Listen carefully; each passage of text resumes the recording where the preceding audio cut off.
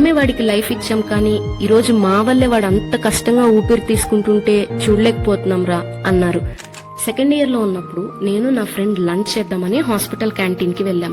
మా ముందు ఒక అక్క అండ్ వాళ్ళ 9 to 10 years ఏజ్ ఉండే బాబు ఉన్నారు. వాడి చేతికి సెలైన్స్ పెట్టి కొంచెం వీక్ గా ఉన్నాడు. ఏమైందక్క అని అడిగాం. ఆస్తమారా అనింది. అదేంటక్క ఈ ఏజ్ లోనే, డాక్టర్స్ ఏమన్నారు అని అడిగితే సెకండ్ హ్యాండ్ స్మోకింగ్ వల్ల వచ్చిందిరా అన్నారు. వాళ్ళ నాన్న రోజు ఇంటి బయట కూర్చొని సిగరెట్ తాగుతారా, నేనెంత చెప్పినా నా మాట వినరు అన్నారు. అలా మాట్లాడుతూ ఒక మాట అన్నారు. మేమే వాడికి లైఫ్ ఇచ్చాం, కానీ ఈరోజు మా వల్లే వాడు అంత కష్టంగా ఊపిరి తీసుకుంటుంటే చూడలేకపోతున్నాం రా అన్నారు. నిజమే కదా, కొన్నిసార్లు మనం చేసిన తప్పులకి వేరే వాళ్ళు ప్రైస్ పే చేయాల్సి వస్తుంది.